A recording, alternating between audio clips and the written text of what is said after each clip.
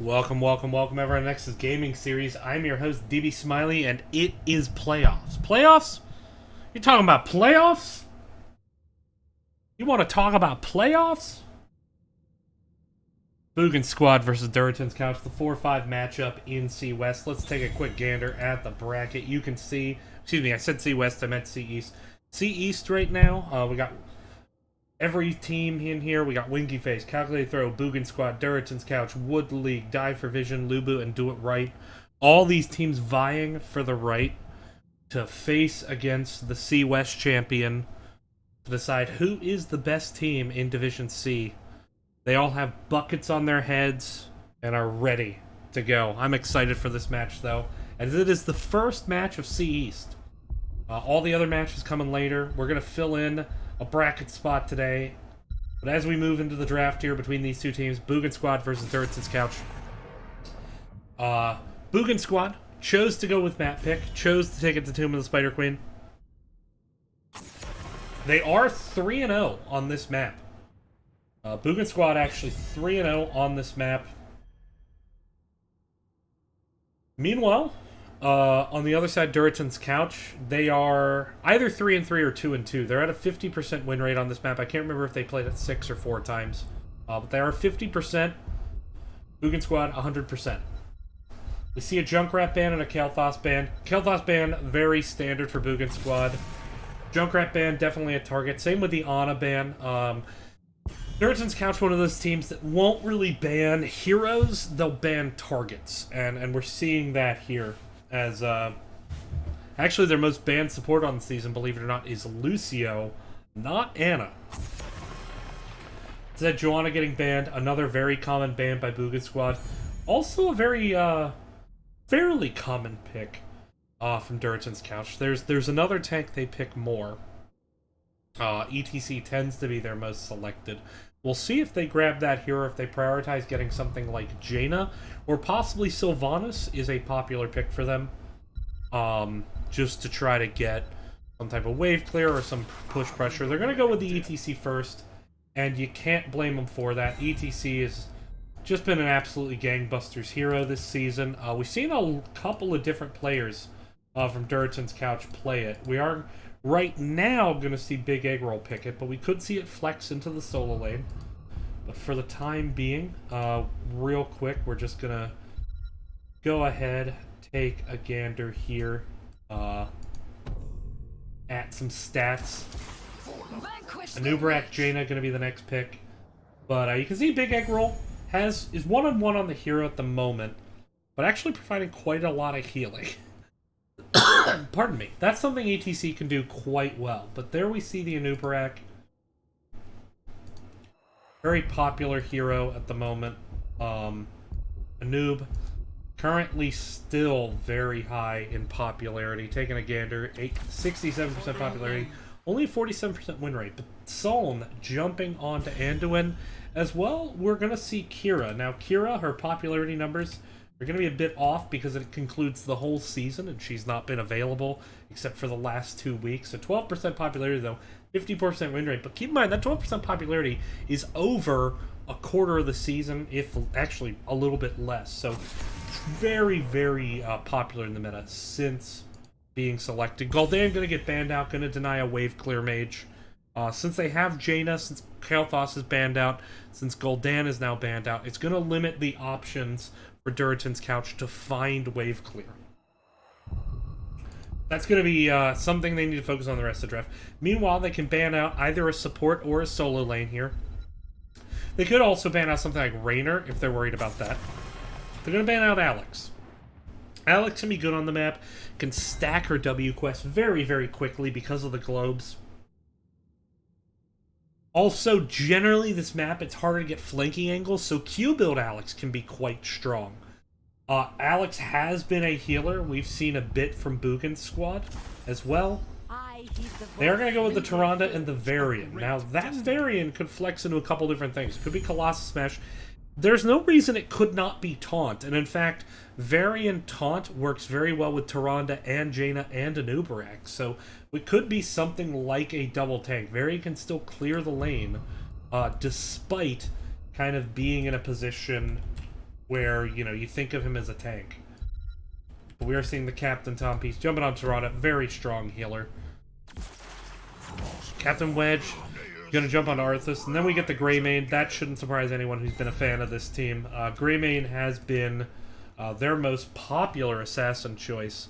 Anduin Rhaegar being their typical healer choice. They got that. They got the Greymane. They got the ATC. So getting a lot of comfort picks here, and I think that will do them well. Aunt Bella's jumping on the Tychus, and he has a nasty, nasty Junkrat, which is why we saw that banned out very quick. Not a surprise there. And I've seen Bummernot a noob before. It's pretty dope as well. Last pick, or excuse me, swap phase coming in. Big Egg Roll did stay on the ETC, so I thought that might be a switch where we see maybe him swap with Captain Wedge. Both can play the hero quite comfortably so, but gonna see the Arthas in the solo lane. I think that's a good pick into the variant. It's gonna slow his auto attack speed. It's gonna slow his wave clear. It's gonna make it hard for him to step up, especially if we see something like a taunt variant. He's not gonna be able to clear the wave super well. But with that, looking forward to this match. Obviously, whenever you see a Kira, you have to recognize, you know, who's going to be playing that Kira, because they hold a lot of success in their hand. It is kind of a hyper carry style hero in terms of the fact that it needs to be aggressive, needs to be doing damage, but also needs to stay alive. So we're going to just briefly take a quick look here at Afish. See quite a bit of Kira being played since that hero's come out. Now we are going to move into the game. And on the left side, it is Boogan squad. We're going to have Timepiece on Tyrande. We're going to have Manus on Jaina. Camp Bella's going to be playing Tychus. Bummernot on Anubarak. And Michael is going to be playing variant. It is the 4-seed Boogan squad. But on the right, it's going to be Durotan's couch. We're going to have Big Egg Roll on ETC. Afish on Kira. We're going to have Soln on Anduin. Wildcard on Greymane. Captain Wedge going to be on the Arthas. The 5-seed. As we just get a pause, Durotan's couch. We just had a DC here from Camp Bella's, so just some suspense to draw out the moment. Taking a look at level 1 talents. Interesting, Anubarak going with the Regen Master, trying to just have more raw HP. I will be saying that for the most part, I haven't seen this talent on Anubarak a lot. That said, if you're going to pick it, this is the map to do it. This is the map that is absolutely able to stack that quest. We have High King's quest as well. Going to be able to get globes, as it looks like we are reconnecting here. So 3 globe quests on the side of Boogan's squad. Could be 4 if Tychus takes the globe quest. Just to acknowledge that that's a thing.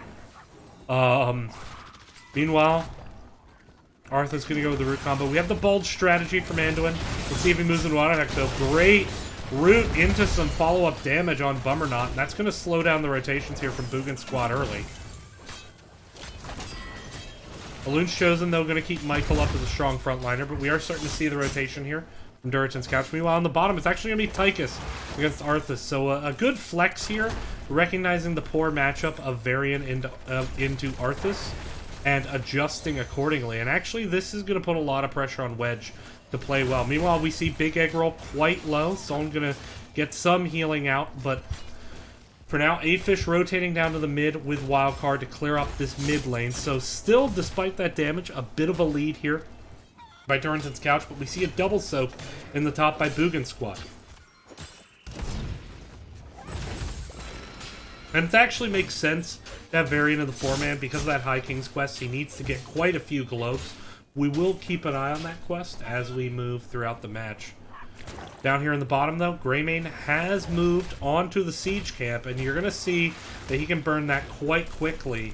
We'll see if Boogan squad maybe checks that, but that right at the moment, it looks like they're kind of caught up just rotating with Durotan's couch, who have already cleared up the mid lane, starting to rotate up again. That said, they are going to lose some minions here on the gate, and an attempt at a disruption by Michael, but not able to disrupt Saul and Kira.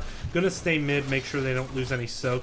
There is the siege camp, and that's going to help Arthas push out this bot lane into Camp Bellis. And man, a lot of people hyped in chat for this game, and I'm really excited to be bringing it to you. Keep repping your teams in chat. Cheer when they succeed, boo when they fail. And above all else, drink your Ovaltine. Be sure to drink your Ovaltine. Globe Quest stacking nicely, a new party up to 8. This map is kinda crazy for globe stacking quest. Tychus sadly did not take a globe stacking quest.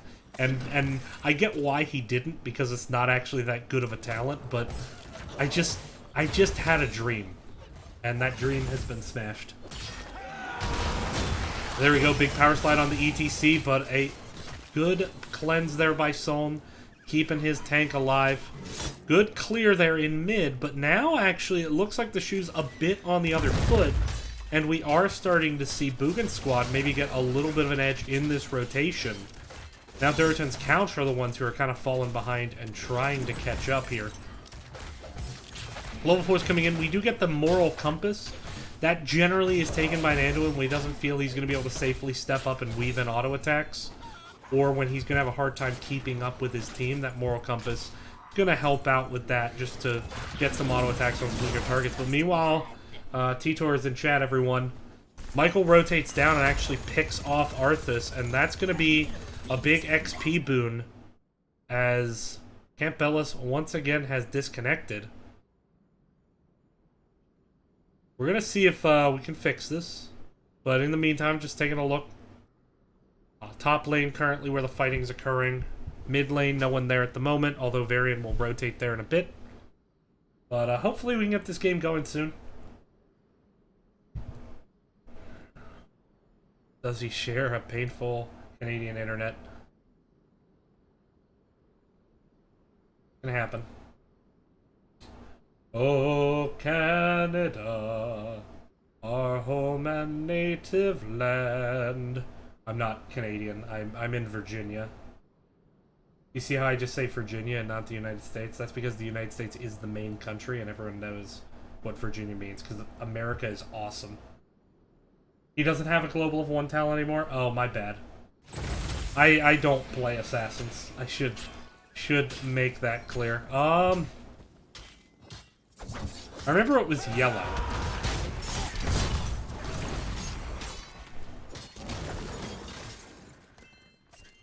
It is a Colossus Smash variant, is the choice.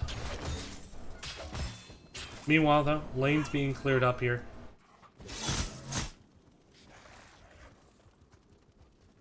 Arthas back towards the bottom, but currently facing both Anub and Jaina. And actually, Durotan and Tychus are down here as well. Looks like Tychus is still disconnecting. It's unsure. He is not moving at the moment.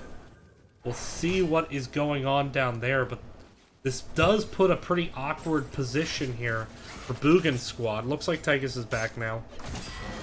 Michael now turning around, trying to get onto A-Fish. There's the armor reduction. A-Fish trying to get some dots out. Gonna be able to heal off them. Gonna survive. Tychus Hearthing. He was a bit low, so it makes sense to do so. He's gonna run back bottom here. He's gonna give Arthas some breathing room to clear up this bottom lane. Meanwhile, also going with Power Word Shield. You tend to take that talent when you're worried about getting blown up.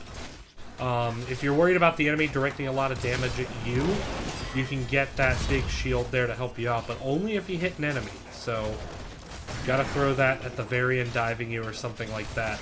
Meanwhile, though, Globe Turn-ins starting to become available here. Looks like 19 are going to be dropped by Durotan's Couch. If Bummerknot can drop his 18, that will be Boogan's squad getting the first Web Weaver. And right now, Michael doing a very good job zoning out. But despite that, get some sneaky turns in bottom, even fooling the casters. Durotan's Couch gonna grab that first Web Weaver. ETC gonna be the dive target. Good stun there by Toronto to follow up the stuns from Anubarak. But that said, you know, ETC, kind of hard to blow up, especially with that new Rockstar. I say new, it's been like that for like, what, a year?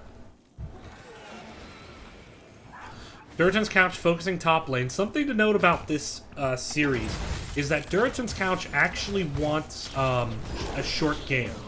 As once again we see a gank onto Arthas. He's going to go down. But about Durotan's Couch, they actually have the shortest average game time in C East. By comparison, pretty average game time on the side of Boogan Squad. I think it's a little bit longer than average. I wrote this down somewhere, but let's focus on the team fight. Jaina goes down despite the Elun's chosen. So this is exactly how Durotan's Couch wants to play this. They tend to get very early forts. They tend to try to turn that into an early keep to set up an early win condition, and then kind of just bide their time waiting for the fight that they can take that's going to give them a chance. That said, Kira now moving in. There's the power slide, but there is a focus on to Michael now, as Michael was a bit out of position trying to get onto that Kira. And with that kill now, we could see Durotan's Couch continue to try to push in. Their Web Weaver is down. Are they going to make a very quick boss play? This is a very Durotan's Couch style of playing. As I said, shortest average game time in the division. They averaged the first fort at 7 minutes 59 seconds. They are ahead of that average right now. By comparison, Boogan tends to only average the first fort at 10 minutes 58. So this is a style where Boogan kind of wants to play a balanced macro approach, open up several opportunities, whereas Durotan's Couch, they want to all in on one thing. That said, they get boss right as Web Weavers comes up. That's actually going to be good for them. It's going to allow them to defend this boss rather readily, as you see Boogan Squad tied up right now, defending this boss. It's going to allow a pretty quick Web Weaver clear. That said, it looks like we are seeing an attempt at forcing a fight 4v4 at the moment. In fact, actually ignoring the boss completely now. The boss is going to take out this keep tower, but they're not going to be able. It's not going to do much more than that. Still a decent XP boon, but recognizing the situation is, hey, we need to get something with these Web Weavers. Durotan's Couch, meanwhile, playing safe. Now we see a push coming in into the top lane. Wall is down. Eggroll on the flank, but this is a 4v5, so it's a bit risky to try to force something here. Kira goes in for the stun. There's a cocoon onto ETC. Now Wildcard getting dove. Looks like he's the focus. Stun comes in. Lunar Flare is a miss. But now Tychus is down. Level 10s are here. ETC does have the stage dive. It is going to be Jaina who's going to be the first to fall. The Starfall comes out doing a ton of damage. But bodies are just hitting the floor. It's impossible to even know what's going on here. Here is what's going on, though. Durotan's Couch just won a 3-0 team fight. The Light Bomb doing damage, the Starfall doing damage, but the Kira ult doing damage, tons and tons and tons of AoE. But Durotan's Couch emerges victorious, and they're going to get a turn in, and they can open up this top lane. As I was talking about, Durotan's Couch, they have the shortest average time to keep as well. 12 minutes and 39 seconds. They're going to try to beat that here rather readily. Boogan, 15 minutes and 12. So if the game is short, that definitely is much more in the comfort of Durotan's Couch, as once again we have another pause as Campbellis DCs once again. Thank you, Slexia, for the bits.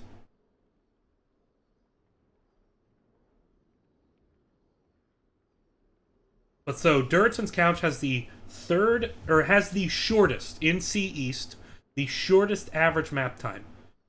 15 minutes, 49 seconds. They either win quick or they lose quick.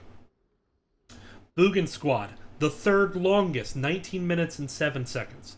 So we're going to keep an eye on that as this game goes on. Now, 2 Minute Spider Queen tends to be a longer map, usually won pretty much at about the level 20. Most of the games tend to end there. A few earlier, some quite a bit later, but generally the first team level 20 usually can win, as opposed to Infernal Shrines where, you know, it's about a 50-50 chance the map goes past level 20. Right now, obviously, the focus into this top lane, we are seeing a rotation here by Boogan Squad. We're going to keep our attention up here. Something to note about Durotan's and Boogan Squad, they both average the lowest CC time. Now, that makes sense from Durotan's wanting a short game, but Boogan Squad, they don't tend to draft these hyper CC-oriented comps. They have a lot of single target CC, and they tend to draft that, but they really want to go for that blow-up. So, generally speaking, if it's a game where, if It's a map where you can run it down one lane, try to open up a win condition early, look for the opportunity, and then punish. Then Durotan's Couch is going to do well. Tomb of the Spider Queen typically can either be that map or not. It depends on how much value you can get off boss.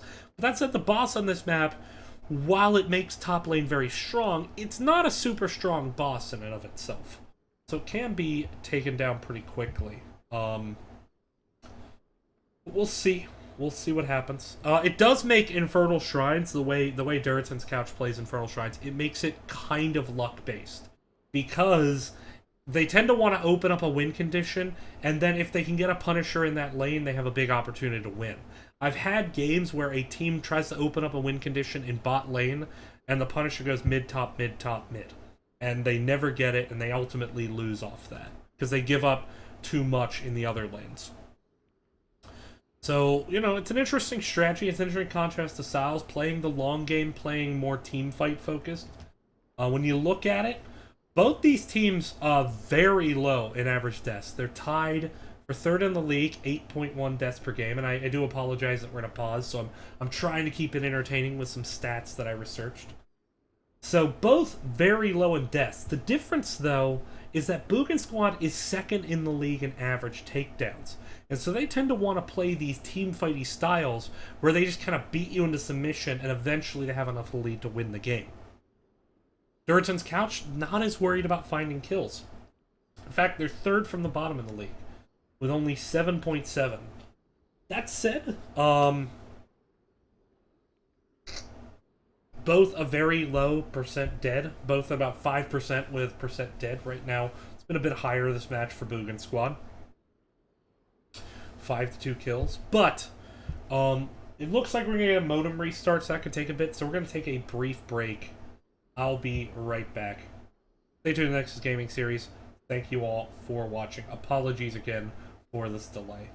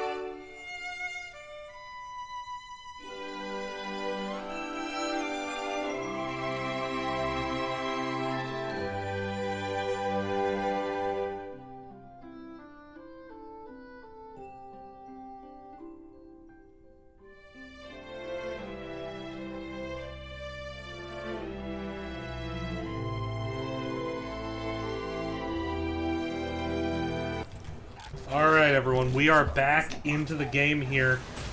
Jumping right back into this. Durotan's Couch wanted to push in this top lane. Here comes a noob. Misses the combo, though. Now getting separated out. When you miss that combo on a noob, it is hard. That said, the Blizzard absolutely chunking the members of Durotan's Couch. They are going to have to back up. Anduin going to need to throw some heals out for the time being. But now with the man advantage, this keep is a quivering. Durotan's Couch getting the well, stepping up. Michael wanted look, but Anduin doing a good job getting the heals out. Lunar Flare into the back, finds 2.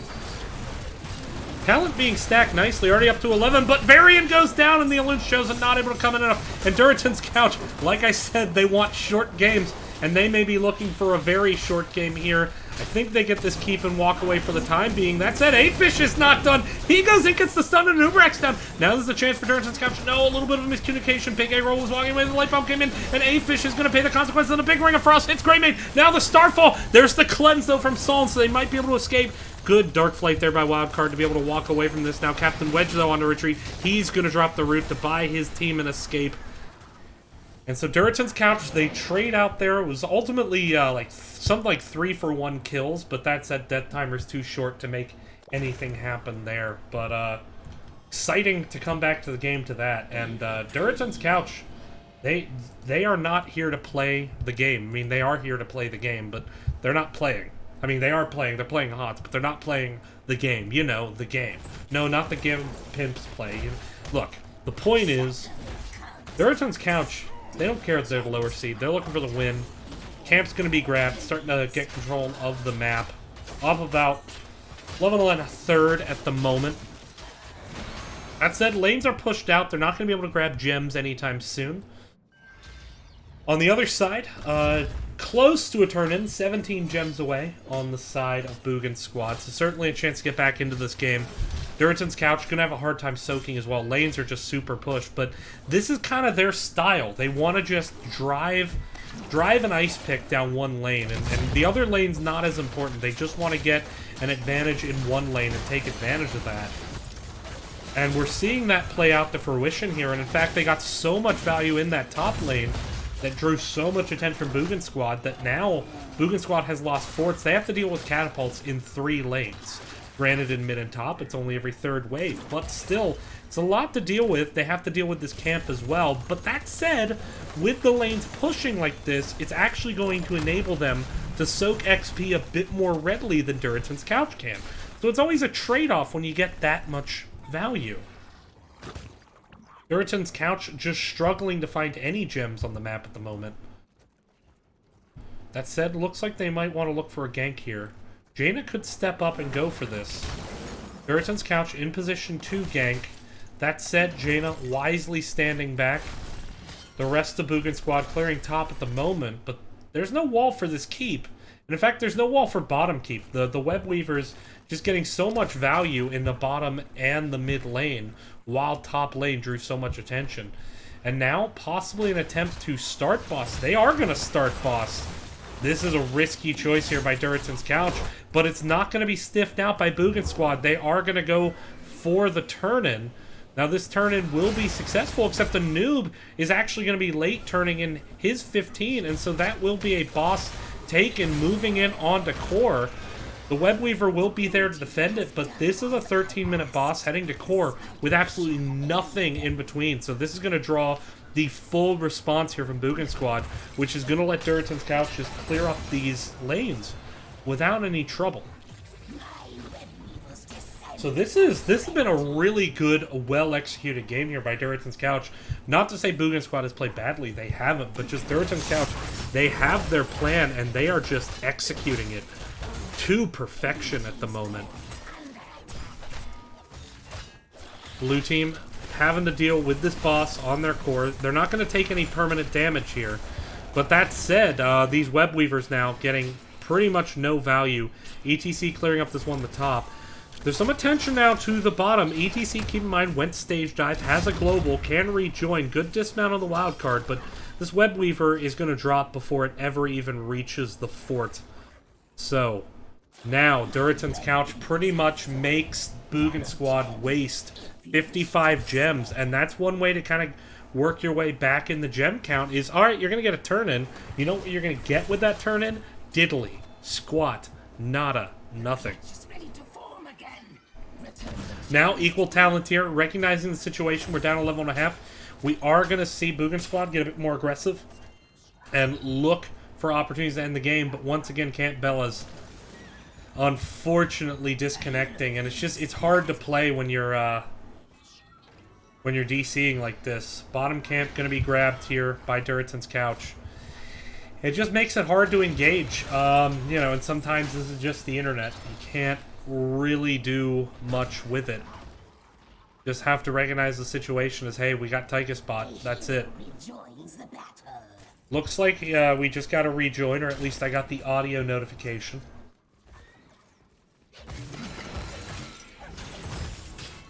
Good accord, maybe.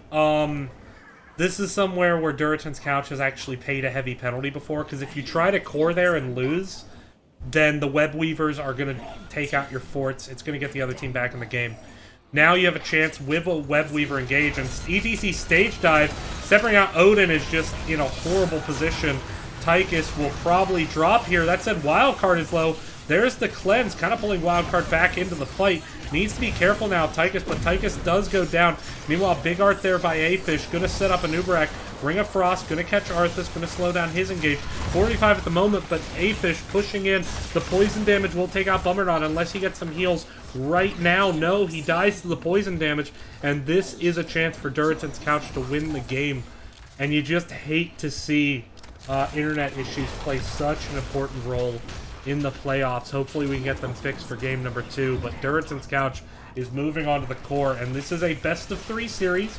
It's not over yet, but I think Durotan's couch is going to take this one, and we get the GGs in chat, not even seeing a defense. They're going to go ahead and let this go and see if they can get Campella's back in. Unfortunate internet situation, to say the least. But Durotan's couch is going to move to 1-0 in this series.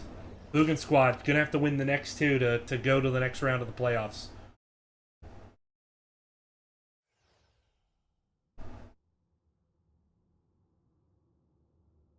So with that, we're gonna take a look at the post game, and as you can see, I mean, pretty much right where I talked about Durotan's couch wanting a game. They keep it short. They drive a big wedge down one lane and use that to open up other opportunities. Obviously, it's hard when you have a player DCing, especially when it's someone so primed to your execution damage, your single target damage as Tychus. Hopefully that can get fixed, but I mean, you gotta look at it. Pretty low stats game, and Durotan's couch, they don't tend to want to teamfight a lot. They're in fact the lowest on pretty much any teamfight stat you pick. They're going to be the lowest, but that's because when they're taking team fights, it's because they're setting up a win condition. They took one there, they won the game off it, and that's what we saw. So great start there from them. We'll be right back here for game number 2. Stick around. Thank you all for watching. Stay tuned.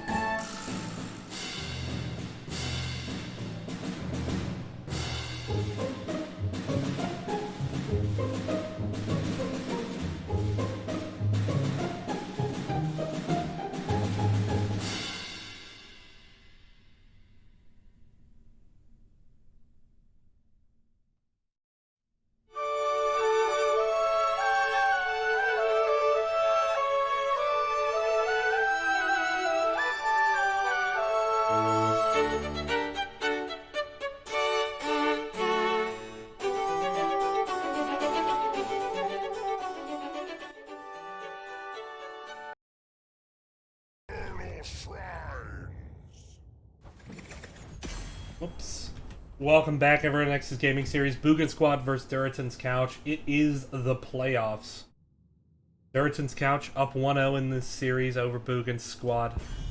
Getting set up here for map number 2.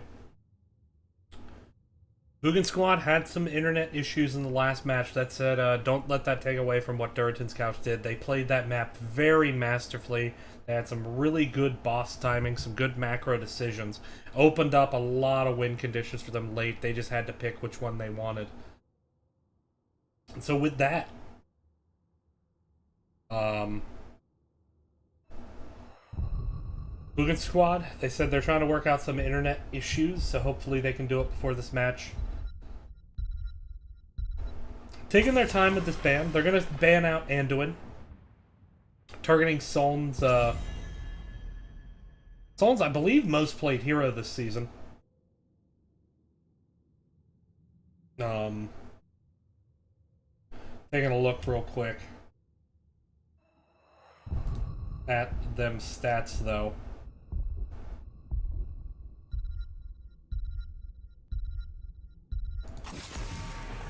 As Soln, 5-5 on the hero.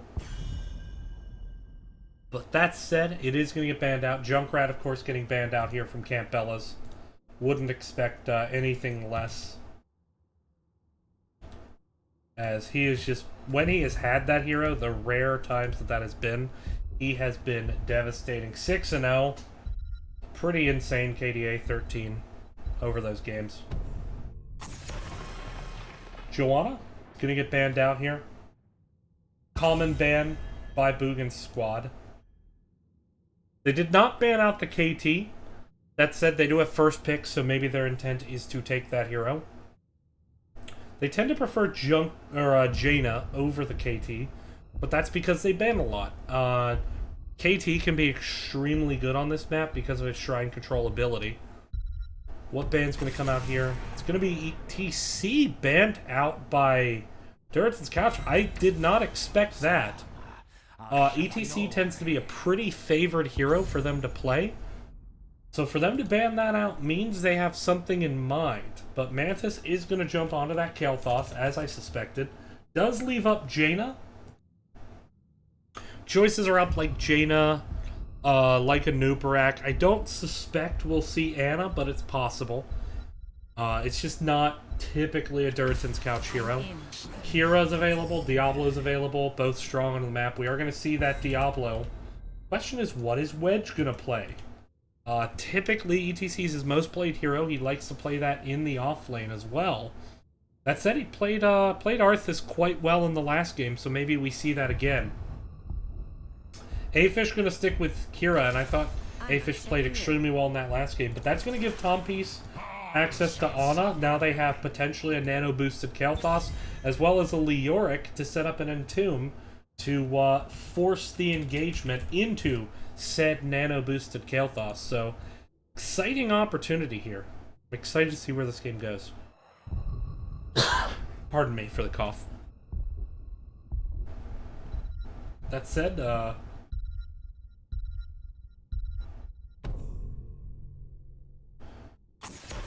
we have a Muradin. It's going to be the choice here as the ban. So denying that tank. The most common tank we've seen out of Boogan's Squad is ETC. That said, Muradin, I believe, is their second choice, so that makes sense. What are they going to ban out? This is a really interesting draft by both teams. A lot of kind of 3D chess. The Malthael ban. I suspected it. I suspected Captain Wedge might play that, and I like this decision to target Captain Wedge, just to target the solo lane. Also, Malthael can be a big problem for Leoric. There we get the Rhaegar. Not too surprising to see Psalm choose that hero. Wildcard gonna jump right back on the Greymane, because if it ain't broke, don't fix it. Greymane also has been really strong since the start of the season, with some changes he received to buff his overall damage potential back to where he's really, really present in the meta.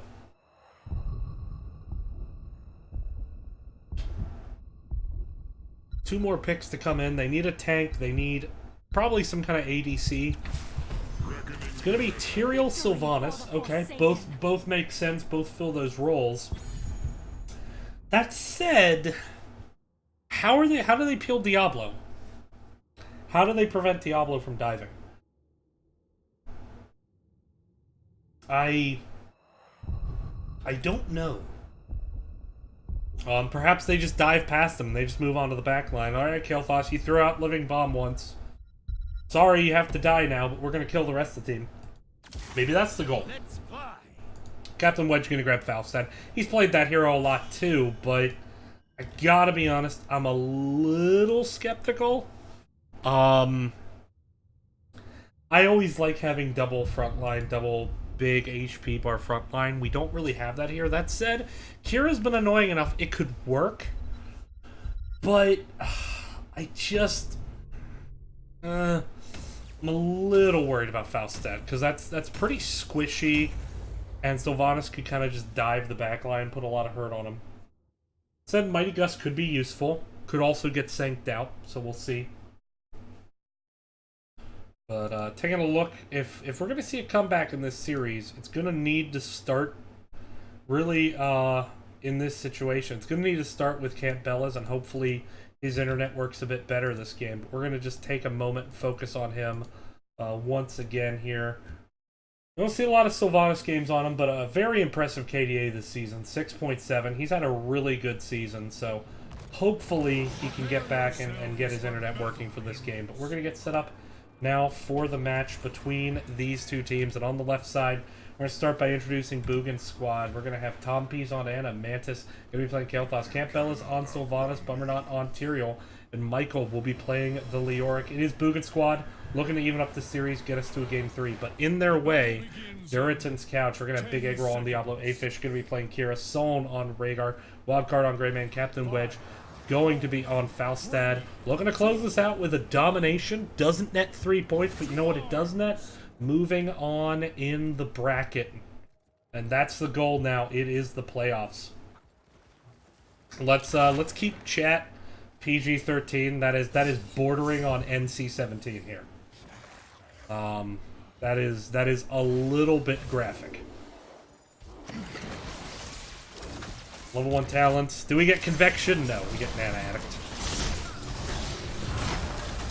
There's a good series of stuns onto Bummernot. That was a nice little nifty CC chain with Diablo and Kira lining up their stuns to really truck into Bummernot. I was pretty impressed by that, not gonna lie. Durotan's couch saying like, hey, you know, we're still in this. And, you know, it's good to get this series as actually Diablo looked to engage, but perhaps overcommitted, as Rhaegar is not going to be able to save him here at level 1. Rhaegar just does not have the level 1 heals to keep him alive. But we were denied this series back in Week 8. This was supposed to be a Week 8 game in Durotan's couch and Boogan's. Unfortunately, Boogan's kind of just, beyond their control, had to forfeit the match, and that just put them in a position where, you know, left them a bit sour, left them a bit salty. They want to come back. Not salty, not in a negative way, but just a little chip on their shoulder. Something to prove here. And we saw them get that first kill. A little bit of attitude to it. I like it. Neutral camp in that time was grabbed by Boogan's squad. Durotan's couch grabbing their siege. Kael'thas starting theirs for Boogan's squad all the same. So, Durotan's couch, Boogan's squad now feeling each other out here in this game too. But good push up into this lane by Boogan squad. Let's see what they can translate it to as far as damage. Here in the mid, Falstad in the top. Leoric having to do a double soak. We are seeing a hard commit there, but not able to execute the flip charge on the side of Big Egg Roll. Just a little bit late on that charge, and it's hard to mash out the charge in that way, but didn't quite get it. Tyrael able to get away. It is 3 defending 4, but they didn't have any deaths, so you take what you can get there. Should note, Falstad did go Bribe. That's the choice, so a lot of single target damage focus there. It's going to be the top shrine first, but meanwhile, both teams continuing to clear up their lanes. Both teams turning into their bruisers now. Michael actually taking a lot of damage here. Ana can heal him up, but it will take a little bit. Bruiser Camp grabbed a little bit earlier by Durotan's couch, which you'd think in principle would be a good thing, but it's kind of not, because what it means is that the Bruiser's going to push close to the tower and actually get cleared up a bit sooner. That said, the Bruiser's probably going to be cleared up before the next minion wave even gets here. Maybe a little bit moot on that end. Greyman throws a cocktail out for some wave clear to help with the macro, but now Kira is moving into the fight. Aggressive move. Living Bomb is onto Kira, spread from Wildcard. Need to be a bit careful with that. 13 gems, so they are going to focus on clearing up the lane, but Durotan's Couch Bruiser Camp is down. The Summoner has dropped. Now equalizing that minions and passing Boogan's squad with the lead 15-13. Durotan's Couch playing this safe. They're going to get the Bruiser Camp out of lane first. Now Big Egg Roll stepping up, looking for an opportunity to engage. Finds the Kael'thas. There's the flip. Body block separated from the rest of the team. Captain Wedge chunking out some damage, but Big Egg Roll is going to have to walk away from this one. Greymane dives in, trying to chunk out some damage, but it's actually 8fish who's quite low. Now the Living Bomb being spread there by Captain Wedge. Just either a lapse of awareness or a lapse of communication. In either respect, that may be enough to push Durotan's Couch out of this fight, and you gotta respect the Living Bomb. And Durotan's Couch, they are 1-6 against Kael'thas this season. Yet despite that, they rarely ban the hero. That said, here comes the engage now, moving on the Mantis, and Wildcard is gonna snag that kill. 39 gems, it turns into 40, and it is a cap now, but Durotan's Couch wins this 3-0. So this Punisher probably won't do that much. And with those kills, that's going to give them a big XP lead here. Up almost to full level on Durotan's Couch. Or, excuse me, on Boogan's squad. And there we go. The Punisher... Oh, the Punisher doing quite a lot of damage to the members of Durotan's Couch here. But I like the decision. Hey, let's just go macro. We can't really do anything with that. Let's try to get the neutral camp while we can. Falstad will want to be careful here. Leoric off the double soak. Oops. We did a thing. Sorry. Buttons were pressed. Mistakes were made.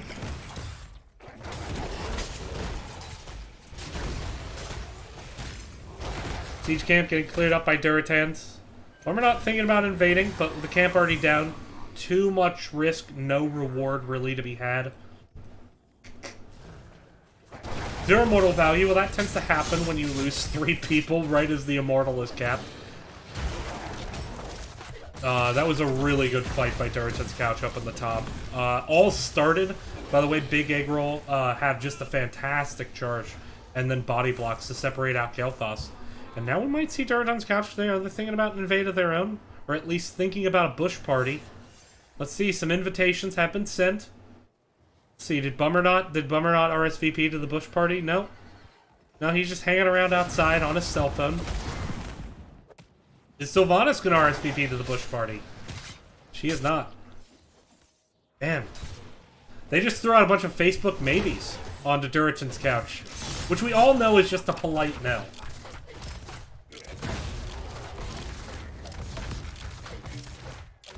See, yes is maybe, and maybe is no, and no is no and also fuck you. That's how Facebook invites work. But with that, These Impalers going to start doing some damage to this tower. There's a charge there by Diablo just to make Tyrael think twice about defending, and it's actually going to enable this tower to take quite a lot of damage with the Impalers and the Greymane. So, good job there by Durotan's Couch, using their level 10. We got the Gust, we got the Ancestral, we got the Kira Arrow AoE thingy that I don't know the name of. We have the Lightning Breath, and we have the Cursed Bullet. Not Cursed Bullet, Cursed Bullet. Get it right. Falstad returning to the solo lane here. Boogan squad clears up the mid. Now going to start rotating down. On their side, we got Wailing Arrow, Entomb, Phoenix, Sanctification, and the Nano Boost. So pretty much what I expected in terms of ults. There are a few flex options like the Eye of Horus or the Judgment. Or the Pyroblast, but into Rhaegar, that's always a pretty questionable choice, honestly. Falstad bribes his Bruiser camp. Meanwhile, Boogan squad gonna grab theirs. So far, knock on wood. Camp Bellis internet seems to be holding. But now Afish looking for the engage, misses the first charge, but there's a charge onto Tyrael. He's gonna drop the Sanctification. Look for a chance to turn around, and Afish is gonna get deleted. So with that first kill, hit their R buttons, they won the fight. Ancestral did not land in time. Durotan's Couch is going to stay in this, though. They see Leoric up at the top. They're going to try to swipe some minions. At least slow this down a bit. They have swiped quite a few minions. 12 to 7 at the moment. Kira back up now. Won't have the ult ready, though. But, that said, Durotan's Couch still has Ancestral. They still have Lightning Breath. 12 to 21. Just trying to stay competitive in the minion count at the moment. 29 to 12, though, falling behind. Diablo charges into the back. Here comes Kira. Do we get the Lightning Breath here from Diablo? Ancestral way early onto Kira, who was not low. Michael, though, is going to escape. No, he doesn't die. Yes, he does. Wildcard on the chase. I was about to scold Big Egg Roll for not turning his Lightning Breath there. But look at that. The spinny ult. It is called Unrelenting Strikes. Fuck if I knew that. Kira's a new hero. I don't play Assassin. Cut me a break, guys. But Michael is going to respawn right in the middle of the enemy team. Wailing Arrow is available, and it's going to land onto Kira and secure that fate. Mighty Gust is used to buy an escape, but this is a Mortar Punisher. Kira dropping once again here. Level 13 for Durotan's Couch, gonna kind of be wasted. Diablo does bait over the wall, but with the Sylvanas here, ooh, Wildcard needs to be careful. The Entomb catches too, and Falstad's like, lol. Barrel roll over the side. Same can't be said for Greymane, as the deaths starting to stagger up a little bit here for Durotan's Couch. Need to be careful to not let this continue. Need to just play safe for a bit. They're going to have to take some licks here. That said, still in this match. Siege camp stolen. Do I've said C's. Do I have the tag wrong on the thing? Okay, I have the tag wrong. Title updated. East side, west side. What's the difference? Right, we're all the same. You see, unlike you, Ektar, I don't participate in gang violence, and that's why I don't distinguish between east and west. Because that's the only thing that comes of that. Next thing you know, you got West Side Story, and then you got a bunch of people dancing and snapping. And I just don't really care for dancing. Distinguishing between east and west leads to dancing.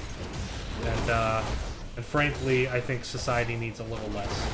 We need to just come together in harmony and not dance. Yeah, there's been a lot of living bomb spread here by Durotan's Couch. They really want to clean that up. Yeah, showing C East because I updated that. I did fix that as soon as it was pointed out. Apologies there. But we're not gonna get stunned here by Kira as well as Diablo, but still going to escape all the same. Phoenix comes out. Captain Wedge flies in very aggressively. Oh boy, the living bomb spread onto Captain Wedge, who's gonna spread it to Soln. Durotan.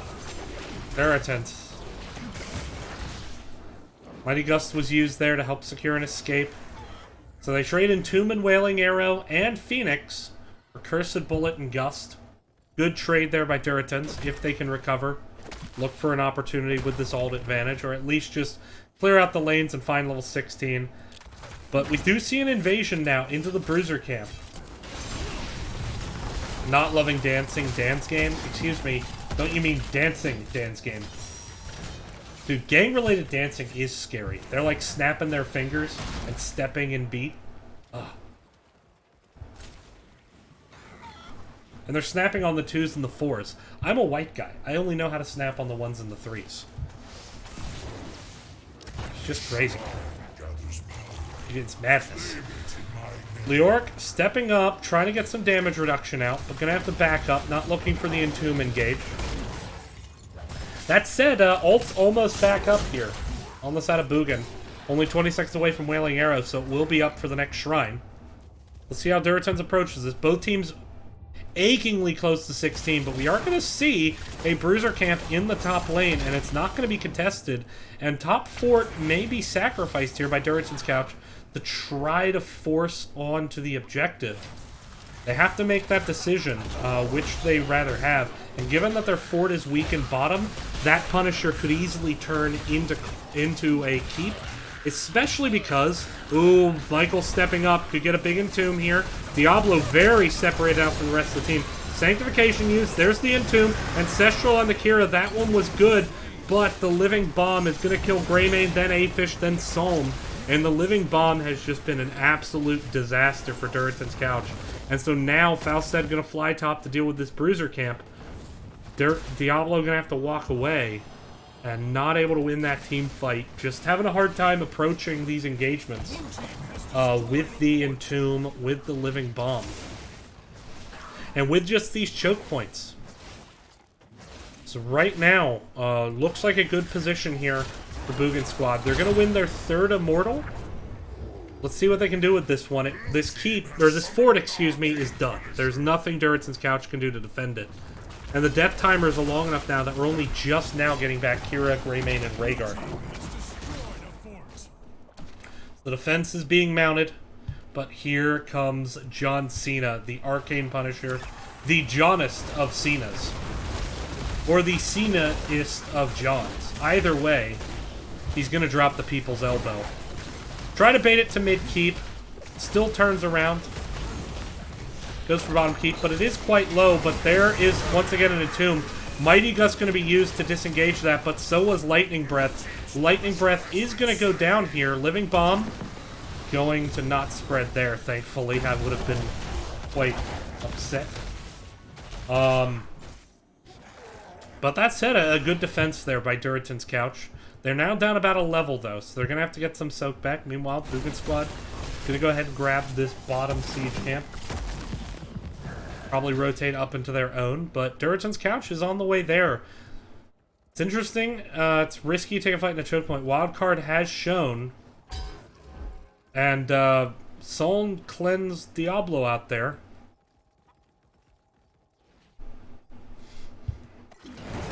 Soln using some abilities a little bit early here. I think he needs to try to settle down a bit.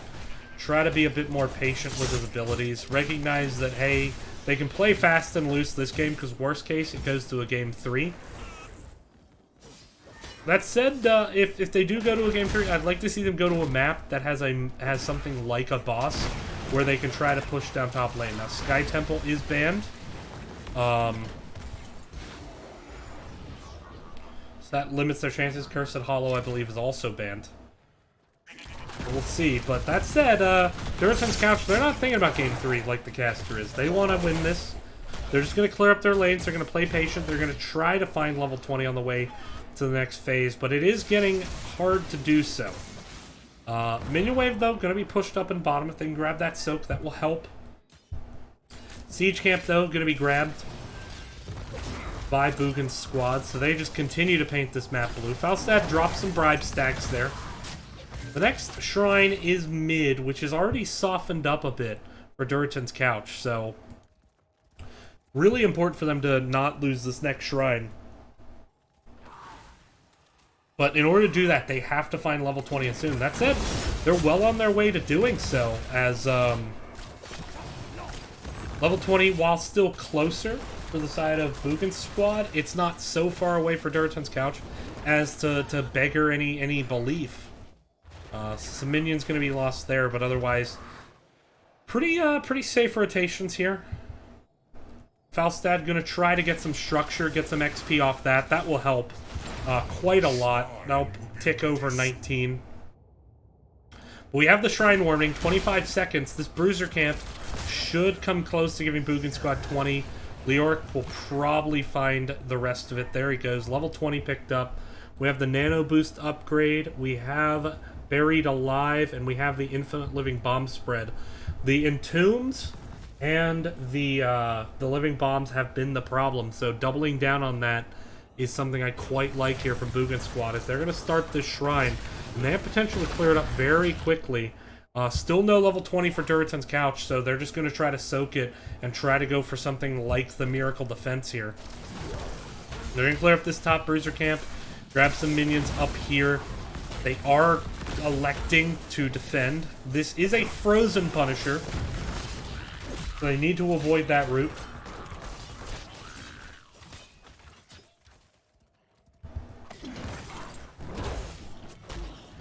There we go. Falstad flying bot, trying to find that last bit of XP. He has used his fly. He's actually going to bribe this camp and get some pressure in the bot lane to, if they can defend here, at least open up a win condition. They can get some kills, maybe try to run it down bot and get a keep of their own. Level 20s, though, we have the Mighty Gust upgrade, the Wind Tunnel. We have the Relenting Strikes upgrade to Silent Killer. Silences enemies. As well, we have Hellgate, Cursed Bullet upgrade. Buried Alive does not hit on the Greymane, and a good bait away from mid. That said, Sylvanas shutting this tower down. Do we get the Mighty Gust here? Entomb is down. There's a stun onto Kira, who gets rooted.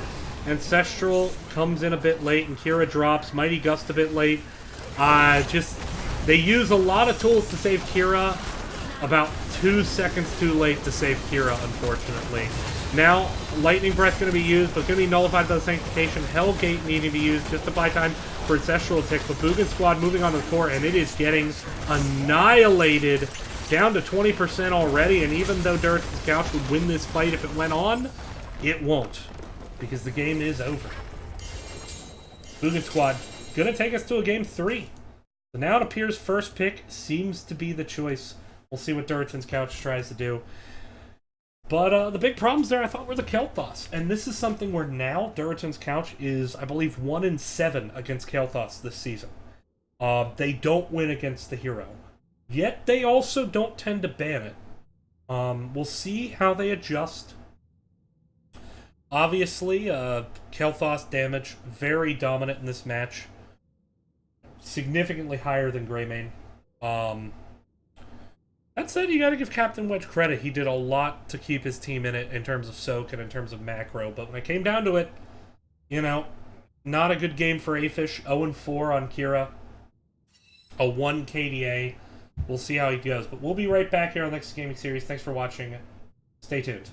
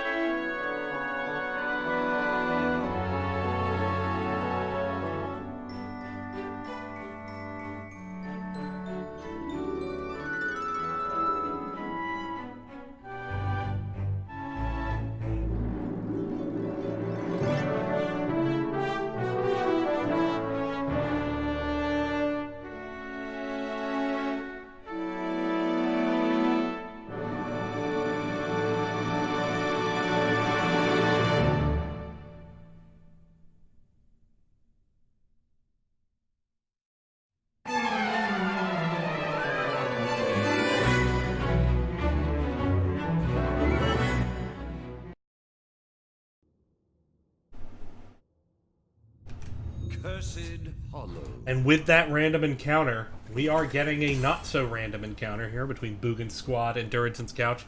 It is game number 3, is the decider. Time to win or go home.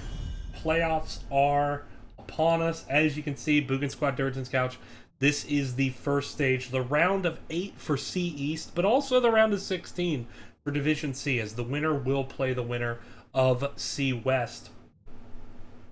Cough, unemployed gaming cough. Anyway, right now, though, it's win or go home as we move into this draft.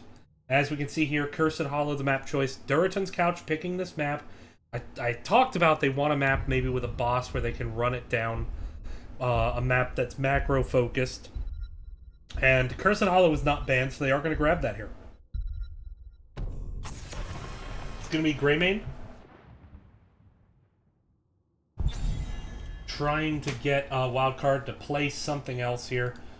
And that's, I mean, Wildcard has played a lot of Greymane this season. That kind of goes without being said. Taking a look at the stats for Wildcard on that Greymane. You can see 4-3 record. 3 kills, 2 assists, 5 deaths. That seems low, and that I think that's an average, I believe. Yes, that's correct. So let's go with that's an average. 3 kills, 2 assists, 5 deaths. That's a pretty high death average. Sorry, 3 kills, 2 deaths, 5 assists. Okay, that makes more sense. I was confused for a moment. Medic? Uh-oh. Did they sniff out a Juice Pirates? Did they sniff out a Juice Pirates? They might have sniffed out a Juice Pirates.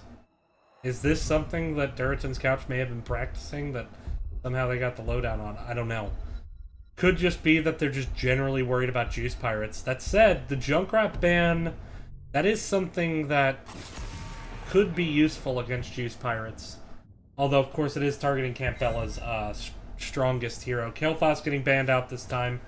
Durotan's couch, they don't want to go 1-8 against the hero. Gonna ban 8 out here. ETC gonna be the first pick. As, Bummer not gonna grab that hero. Denying, the most picked warrior from Durotan's couch. And denying that global that potentially we often see from Captain Wedge. Captain Wedge likes to play global heroes to be able to move into the back line. Could put him onto a Dahaka. Dahaka is very good on this map. Could stick with the Falstad. That's fine. Big Egg Roll gonna grab the Joanna here. Going with his 3rd different tank tonight. The ETC worked, but obviously can't play it again. Not wanting to do the Diablo, and that's respectable.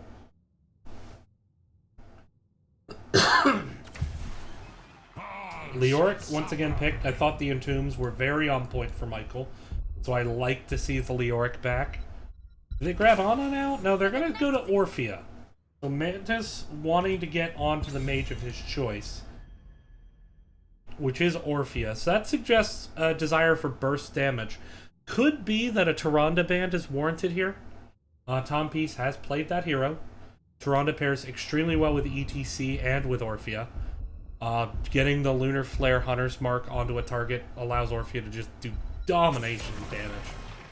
But they're going to ban out the Ana. Actually, that makes sense too. I forgot about Nano Boosts because I'm the only one who still thinks Eye of Horus is the better ult. Which is to say I'm the only one who's right. Kappa. Ana banned out.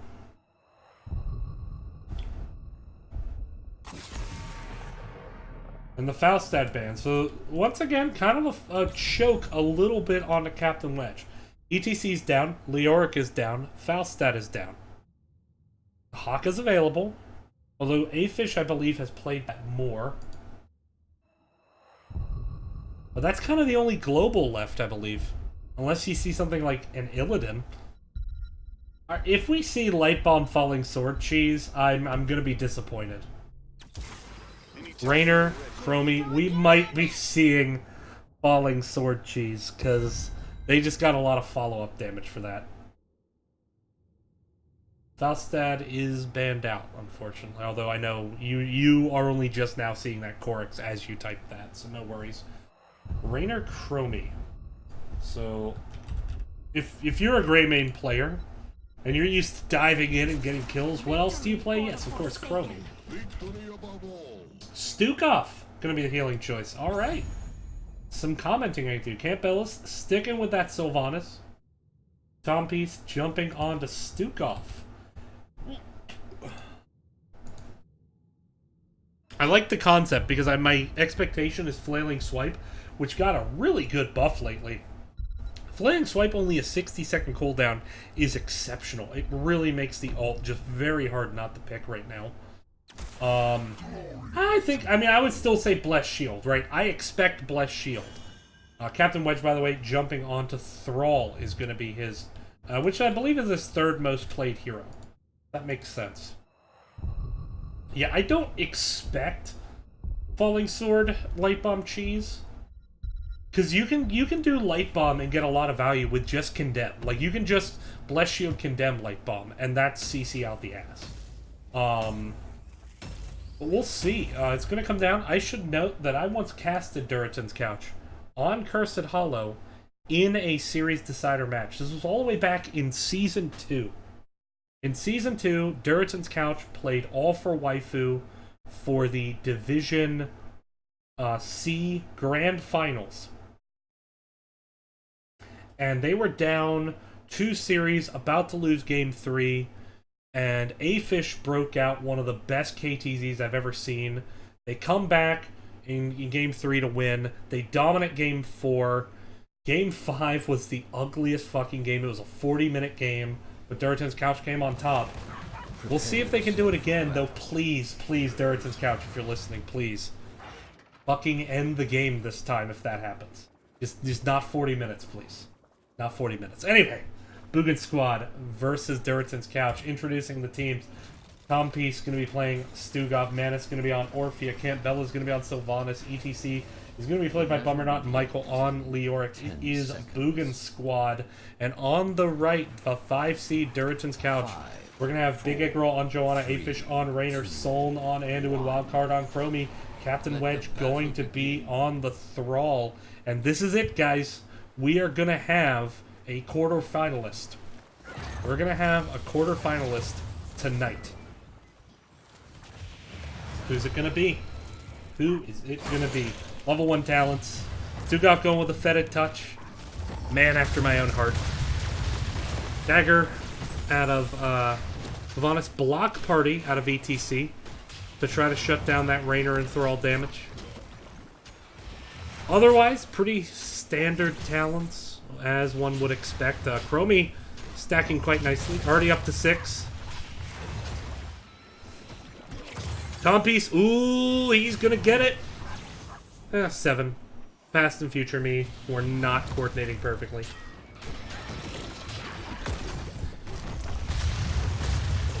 Am I the only one who still thinks Sundering is okay? Like, I get that Earthquake is good.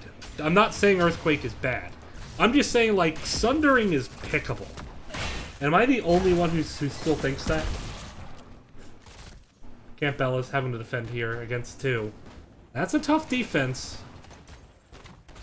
That said, would have liked to have seen Rainer taking the opportunity to step up and do some tower damage while Sylvanas was back there. Stugov rotating top, looking at Thrall. Could go for the hyper slow silence. That said, Stugov, you don't want to wait too long. It's really important to get up to 15 stacks of Fetid Touch just to get that mana reduction. One thing about Fetid Touch is until you hit that point, you're pretty mana starved pretty quickly because you don't have one good spread before level 4 either. Yeah, it's just like, I can't remember the last time I've casted a Thrall who has picked Sundering.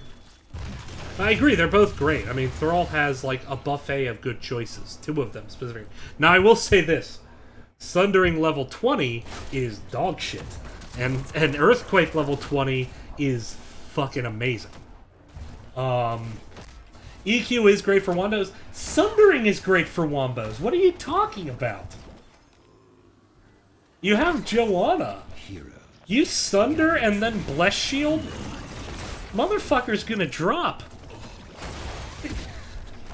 Oh, chat. Oh, chat. You land a good Sunder into a Bless Shield with Condemn Light Bomb? I don't know, man.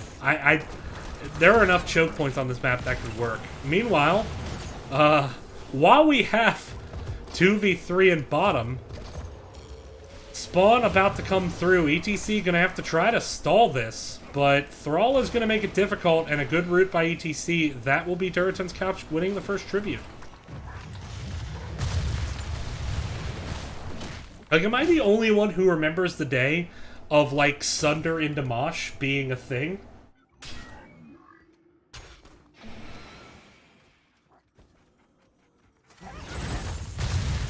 Am I the only one that remembers Sunder into Mosh being a thing? Like, get the enemy into a choke point, Sunder, Mosh.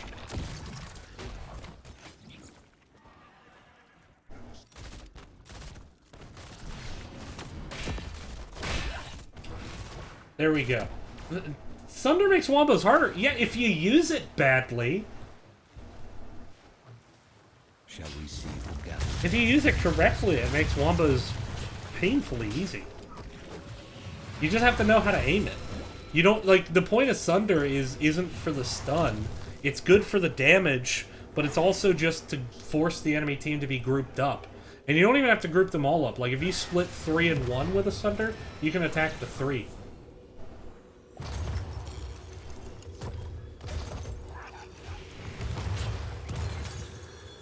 Obviously, they can't do Sunder Mosh this game. I recognize ETC's on the other team. Anyway, we're going to have a fight over this 4v4 at the moment. Thrall and Leark rotating in, but it is going to be Leo rotating first. Sylvanas going for the back channel while the rest of the team zones.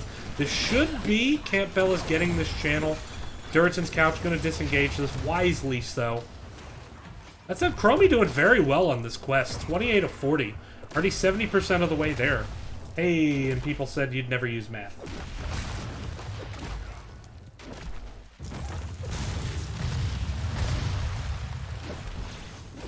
Meanwhile, Joanna going with Punish. We'll see if she can get an opportunity for that. Bless Shield into Condemn into Light Bomb. That's what I'm thinking. Rainier Sylvanas squaring off in this bot lane, both taking quite a lot of damage. Self-sustained better on the side of Rainier. He does have that adrenaline boost. He's stealing some globes as well. Meanwhile, Camp's being grabbed. Bruiser Camp was already taken by Boogan squad. Durotan's Couch going to clean up their camp. Now start rotating down. Looks like we might get a fight over it. That said, a lot of emphasis on physical armor here. Both Block Party and Biotic Armor. A little bit of overlap, potentially, but... Oh no, Rainier, no... Okay, he gets away. Thrall finishes Echo of the Elements, but he's going to leave that Siege Giant camp top to join this. Chromie setting up some time traps already. Good positioning on them. Joanna looking at the flank, but going to have to rotate away safely. So I'm going to throw some heals out. Top up. But now Thrall might get engaged on. No, a little slow there by Bummerknot. That may enable Durotan's Couch to get this channel. Captain Wedge is going for it. Orpheus steps up, is isolated, gets the root. There's the blind. Mantis is low, but a big power slide onto Aphish. Orphea does drop, as does Sylvanas. Captain Wedge is still alive. Fantastic cleanse there by Psalm. There's the Bless Shield with the Light Bomb. Gonna secure the kill on the ETC and Leoric. Durotan's Couch. They just won a huge fight, and now they're gonna win themselves a boss. That's their prize.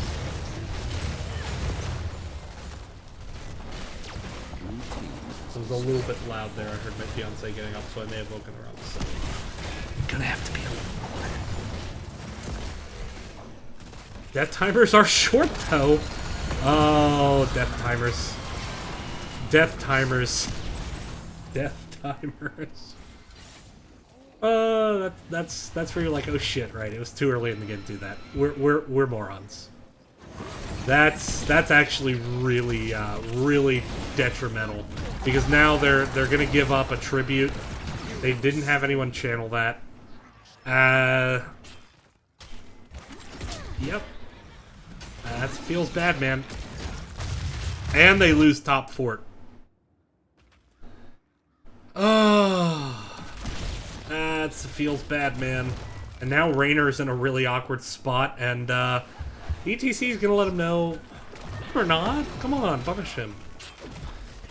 No, either way, this is 2 forts down now and still no curse, so... Oh boy. Mistakes were made. And this game just turned on just a failure to recognize what death timers were up. It was just still so early on the side of... Less shield used there for nothing. Might regret that at some point in the next 52 seconds. We'll see. I grow tired of your petty squabbling.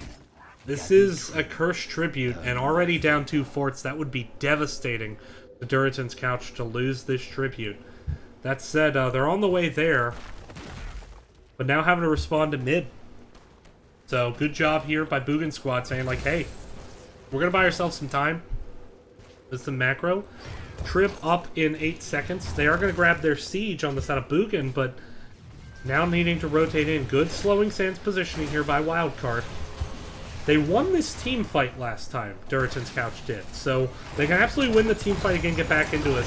There's the Entomb into the Earthquake. Crushing Jaws, though, is annihilating Durotan's Couch. Afish is going to draw. No, he still, he does drop. Thrall went down, and meanwhile, Light Bomb, though, going to enable a kill onto Sylvanas. Let's see what Chromie can do. Big Egg Roll, sitting in the middle of the team, trying not to die. He's going to get the heals, and actually Chromie secures the kill. They're onto Leoric, so it's a 3v3 at the moment. The question now is, with this engage onto Chromie, Tom Peace trailing in the back, is a curse going to come through? It is. Not interrupted. Slowing Sands, though, could be a threat. Orphea now trying to move in onto Solon on the back line. But there you can see, just not able to interrupt that channel. Curse comes through. Raynor going to be able to clear up this bottom. This is a chance for Durotan's Couch to actually get quite a lot of XP. But they are certainly going to lose their mid fort, if not more. Oh, there's the Entomb Silence. Chromie, though, going to be able to walk away from it. Not enough damage up here. But here comes the Power Slide, looking to separate. Oh, that was one of the best time traps I've ever seen. That was one of the best time traps I have ever seen. But Wildcard dies. Rip. That said, they haven't lost to keep yet. They have a chance. Chromie is down, though, their best defensive tool, and we are seeing now Boogan Squad going to rotate to bottom. They got 13 seconds, so Afish needs to leave. Going to focus on some damage onto Leoric, but he's going to just sustain through that and just generally be a nuisance. Condemn coming in. Looking for the engage, but this is 4v5. Entomb is a miss. Entomb Silence used. Keep has dropped.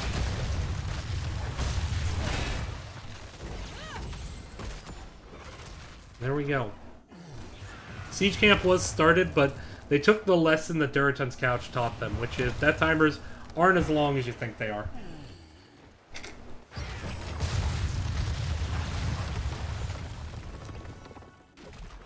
Here we go.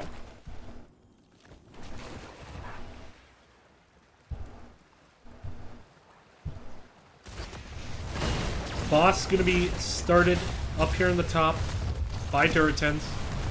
Leoric going to come up and scout this. We are seeing a rotation here from Boogan Squad.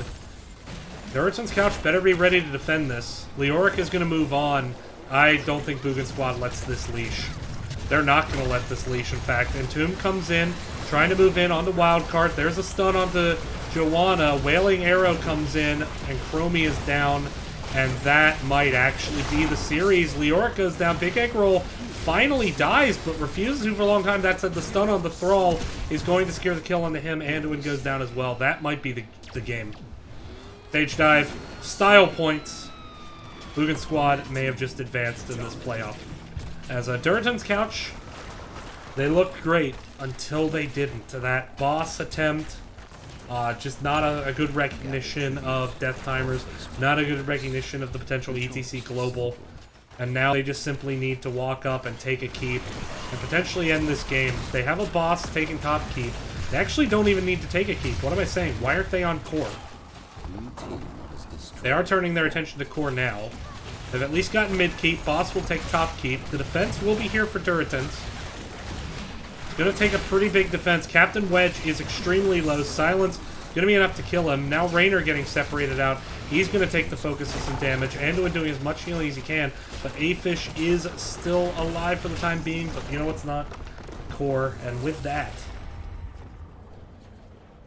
first pick was the way to go tonight, as all 3 games won by the team who picked first, but Boogan squad is going to take this series, and they're going to take it best of 3, 2-1.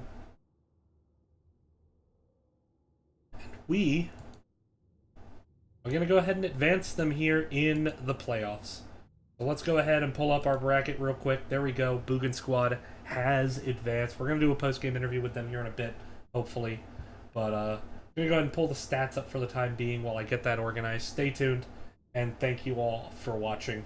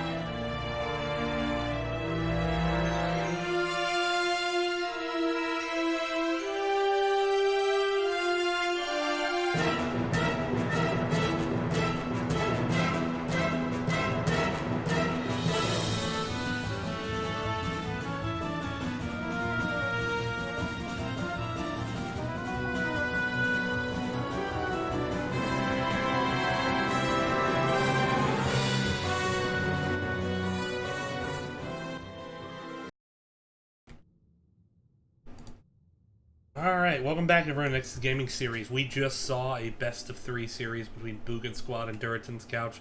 Boogan Squad came back from 1 down to win the series, winning the next 2 maps. And I am joined by the captain and healer, Tom Peace, as well as the tank Bummernon. How are you guys feeling after that victory? Feeling pretty good. Yeah, it definitely feels good. After that first one, it was a little rough because we kept having some disconnections there and just could never get anything rolling. It was tough, so it felt pretty good to win those last 2. Yeah, obviously, I mean, the disconnects playing a role in Game 1. Pardon me. Camp Bella's just seeming to have a hard time to stay connected in that game. That said, I mean, beyond the disconnects, though, was there anything else you felt you struggled with on that map that you felt you were able to rectify in maps 2 and 3? We're talking Tomb of the Spider Queen map 1 at this point. Yeah, I would say that first one we had a comp that we were really wanting to run, and we actually got pretty much exactly that comp, and we didn't really stray too far from it and kind of figuring out what we wanted, like if we wanted to counterpick them. And we had a lot of CC, but we just weren't landing any engages. The very first fight we took, everybody was kind of attacking a different person, and the stuns went out early, and then the Ring of Frost came out late. We were just kind of uncoordinated on the combo that we had that we wanted to use, and so it made it tough for us. Yeah, there was. I kind of noticed a bit of that. Obviously, you know, part of that, of course, is just when you're lagging, it's hard to coordinate. But yeah, Durotan's Couch, I think, also played the macro of that map quite well in terms of like every time you got a turn in, they grabbed a boss to kind of force a distraction. Do you guys choose to go first pick on the next map? And Durotan's Couch picks Infernal Shrines. what was your strategy heading into that match? You can take that one, Bummer. I'd say it's a map we're pretty comfortable on. And then for Kalthos there, we like to mix that in every now and then because we know it's something that we actually struggle against, but we like to draw that free ban, as you saw in game 3. Mm-hmm. And I guess if you had to kind of isolate it down to a couple things, what do you think worked really well for you on that ultimately won it? I think we just felt coordinated, a lot more in sync with each other than we were in that first game. And besides that, that map is just, you say what you want about Kael'thas, but that map is so good for him because he can just throw that in that objective there, and it totally screws everybody over. So as soon as we were able to get that, we kind of had a good feeling about it. Because no matter if you're a master spreader for the for his W, like it's just hard to do it on that map when those tight objectives there. So We also played a little more safe as well. We weren't as aggressive as we were in game 1. yeah. All right. So game 3, Cursed Hollow was the pick. You guys actually got put on the ropes a bit on that bottom third tribute. You guys lost the team fight pretty hard, and then you re-engaged. Obviously, how do you? You know, there takes a certain level of composure to recover from that and be like, look, we just lost 3, but they haven't taken the tribute. They're on our boss. We can take that. So I want to compliment you on that composure. But then from there, you guys kind of just kept the boot to the neck. How do you do that effectively? Kind of teach teams watching, like how do you keep the pressure on in that situation after you win that boss fight in the bottom? Yeah, I think a lot of it comes from just knowing what you need to be doing next and kind of looking ahead as you're making a push with the boss there. So for example, is like kind of knowing when to back out, not to stay too long when the boss is kind of getting low, and understanding that we're still relatively low levels, that it's time to back out and kind of start painting the map blue for us as far as camps go, and just playing everything perfectly. And a lot of times you get too aggressive and you stay for too long and it just totally backfires on you. But just to reiterate on that boss play, that Bummer Not made an unreal stage dive on there, and we were a little, it was like one of those last second calls because we were just like, can we do this? Can we do this? And he was up and he did it, and it just was perfect. It was ideal, and that's why you take ETC stage dive on that map there. So yeah. All right. Well, with that, you guys move on to the divisional semifinals, the regional semifinals and the divisional quarterfinals. Where do you go from here? What are your goals now at this point? Back-to-back champs, baby. Right. For those who are not in the know, you guys won Division D last season, correct? Yeah, we did. So now moving up, trying to just keep climbing that ladder. Well, best luck with that. I'll go ahead and open the floor for you guys for shoutouts. Go ahead, Bum. So shout out to everybody on the team, you for casting us, and looking forward to playing Winky Face in our next match. Ooh, isn't that throwing a little bit of shade? Just all right. Hang on. Let's take a look and let's acknowledge that Calculated Throw just got shit on by Boogan Squad, and so if Calculated Throw wins that game, you just gave them bulletin board material. Was that a wise decision? Probably not. All right. Well, I was just thinking that was a game we played in the regular season, and we had ended up beating them, but it could have been anyone's game, and right. it's just one of those teams that we just look forward to playing again. Yeah, for sure. This game is a funny game because you can just really be off one night and any team can win at any time. So same with Calculated Throw. We just, like exactly what he said there, we played a game against Weaky Face that could have gone either way, and we ended up on the winning side that time. So it's definitely going to be an interesting match should we play them. All right, well, I'm looking forward to that match. Hopefully I get a chance to see it, cast it. We'll see. But with hopefully we won't have DCs this time because I think every time you've casted us, we've had DC. Technically, I never casted you the last time. True. Because you had to forfeit beforehand. Oh, gosh. So... we got our revenge tonight. That's all that matters. Congratulations on the win. Best luck with the playoffs. With that, we're going to bring this cast to a close, everyone. Thank you all for watching. I'm going to kick it over to Ektar's stream. He is bringing you a really good match. I mean, really good in B West. Logical Decision, Who Knows Gaming. I'm going to watch it myself. Go ahead and give him a watch, give him a follow. And thank you all so much for watching. I had really good viewer count tonight. Had a lot of fun talking with chat, enjoying the cast. Hope you enjoyed it too. Take care and stay in the Nexus. See you guys next time.